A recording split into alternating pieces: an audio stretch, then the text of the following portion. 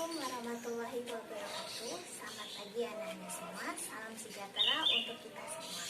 Senang sekali pada hari ini Ibu dapat hadir di sini bersama kalian. Pada hari ini kita akan melakukan suatu layanan bimbingan dan konseling yang insya Allah akan dirasakan manfaatnya oleh kalian semua. Sebelum memulai kegiatan, sesuai dengan pepatah tak kenal maka tak sayang, oleh karena itu izinkan Ibu mengenalkan diri terlebih dahulu.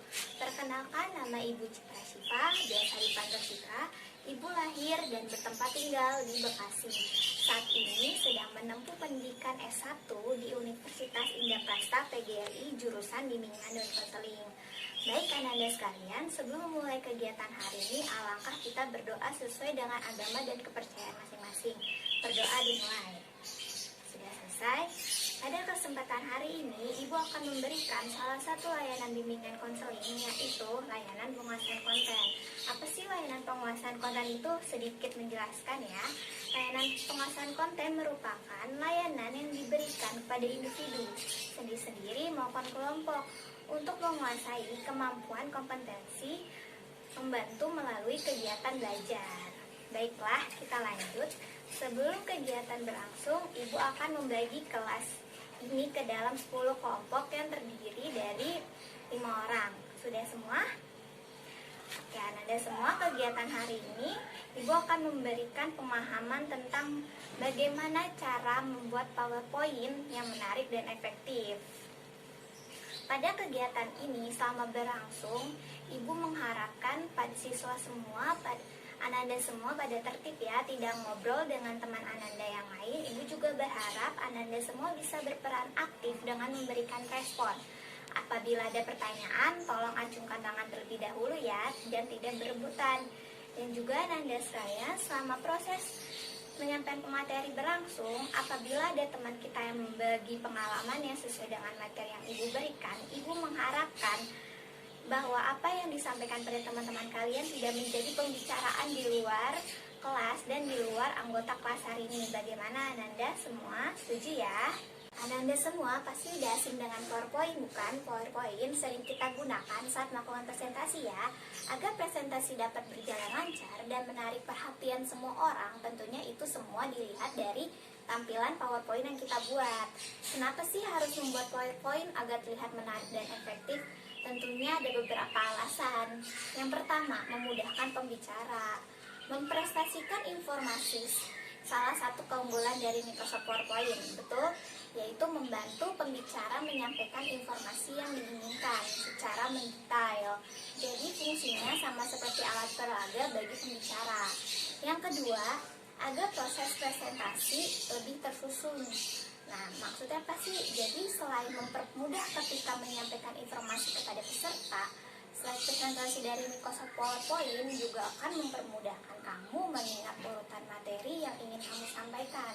Jadinya proses presentasi tersusun dengan baik dan lebih runtut ketika disampaikan. Yang ketiga, informasi lebih terorganisir.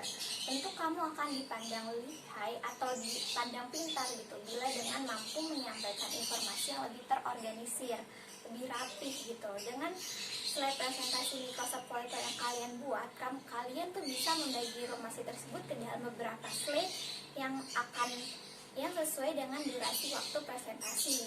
Yang keempat, peserta lebih mudah memahami materi dengan bantuan berupa gambar dan grafik. Proses penyampaian presentasi yang tersusun akan jadi jauh lebih terorganisir.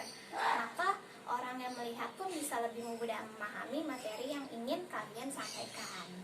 Nah, bagaimana peserta bisa memahami isi materi juga bergantung kepada cara penyampaian yang kalian lakukan. Meskipun sudah menggunakan slide presentasi yang menarik, cara penyampaian Ananda pun harus komunikatif atau tidak menonton.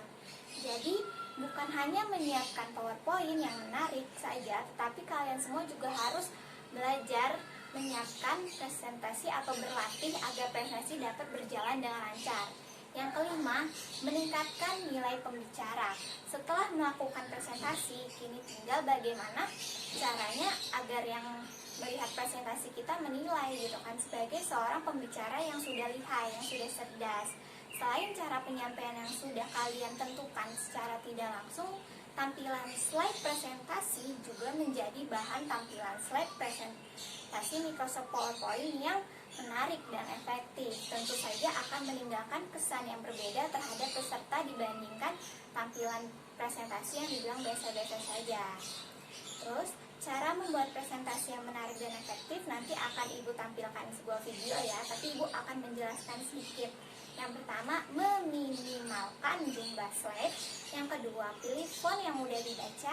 Yang ketiga, pilih ukuran font yang dapat dibaca peserta atau anggota dari kejauhan. Yang keempat, menjadikan teks tetap sederhana dan menggunakan poin atau kalimat-kalimat singkat.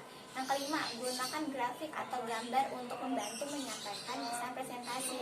Yang keenam, buat label untuk bagan dan grafik agar mudah dimengerti. Yang ketujuh, buat latar belakang saya tetap halus dan konsisten. Yang kedelapan, menggunakan kontras tinggi antara warna latar belakang dan warna teks. Yang kesembilan, tentu saja periksa ejaan dan tata bahasa. Nah, cara-cara ini akan kita praktekkan secara langsung dan insya Allah setelah mengikuti kegiatan hari ini Ananda mendapat pengetahuan dan setelah ini Ananda semua dapat membuat poin-poin yang menarik dan efektif sehingga ketika melakukan presentasi di depan Ananda semua mendapatkan nilai plus sesuai yang Ibu tadi sampaikan ya. Contohnya seperti ini. Kalian disuruh membuat presentasi kelompok oleh salah satu guru mata pelajaran. Kelompok yang pertama, slide PPT-nya sangat bosan gitu. Semua materi disampaikan dan tidak beruntut. Sedangkan yang satu lagi, semua beruntut, sesuai terorganisir. Jadinya, dan kelompok yang kedua membuat presentasi yang mudah dimengerti. Jadi lebih baik mana membuat presentasi yang lebih menarik atau yang biasa-biasa saja. Sudah cukup waktunya, Ibu cukupkan ya. Terima kasih sudah mendengarkan Ibu.